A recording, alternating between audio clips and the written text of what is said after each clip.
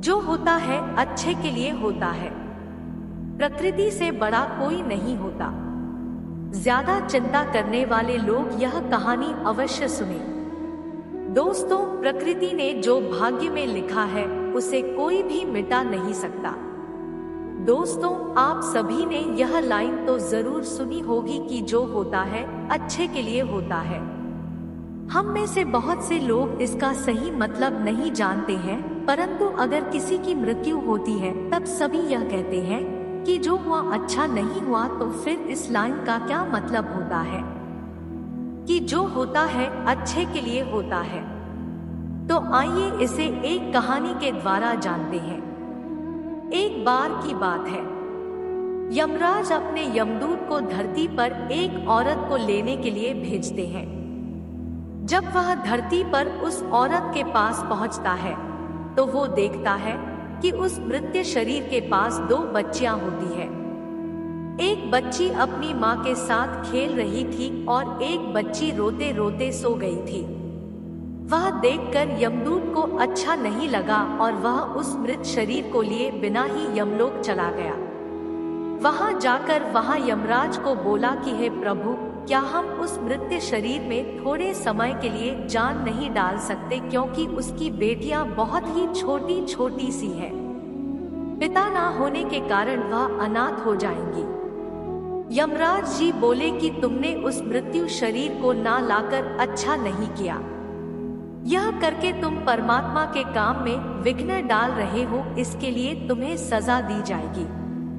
यमराज ने कहा कि तुम धरती पर चले जाओ और तब तक वापस नहीं आना जब तक तुम अपनी मूर्खता पर हंसी ना उड़ाओ। यमदूत धरती पर चला जाता है। यमराज द्वारा सर्दी के कपड़े ना दिए जाने पर यमदूत ठंड के मारे ठिठुर रहा था। उसी समय वहां से एक व्यक्ति जा रहा होता है। उसे यमदूत को ऐसी हालत में देखकर बहुत दया आ जाती है।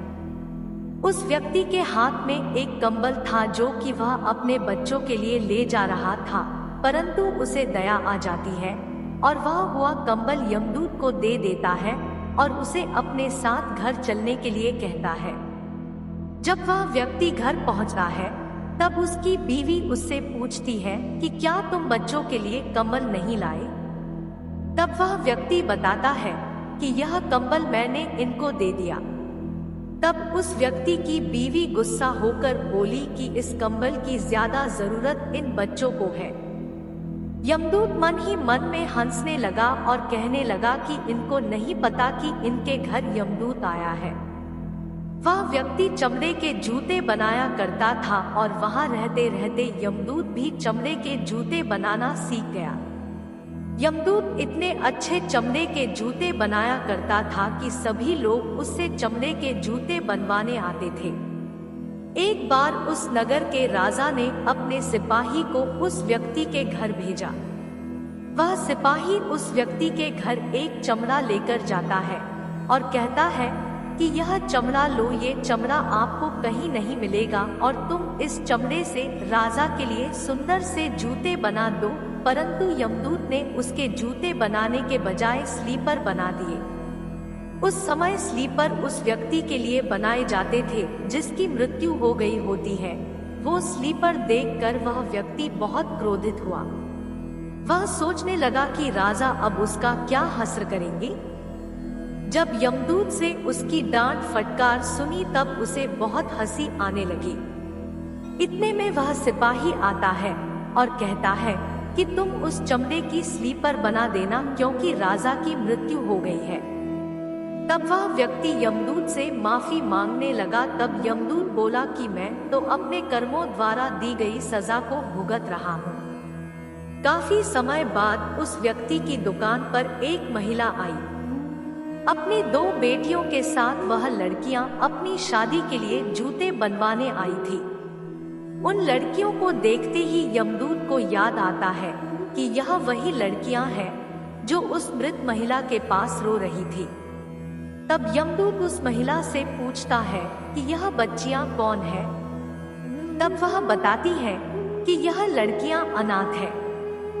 इनके पैदा होते ही 2 साल बाद इनकी माँ इनको छोड़कर चली गई थी। मेरे पास भी संतान नहीं थी, इसीलिए मैंने उन्हें गोद ले लिया और मेरे पास बहुत संपत्ति है और आगे जाकर यही दोनों मेरी संपत्ति की मालकिन बनेगी। तब यमदूत को खुद पर हंसी आई। उसे अपनी मूर्खता का एहसास हुआ वहां। तब वह 3 बार हंसा। फिर वह व्यक्ति यमदूत से कहता है कि अब आप 3 बार हंस चुके हो, अब आप मुझे अपनी हंसी का कारण बताएं।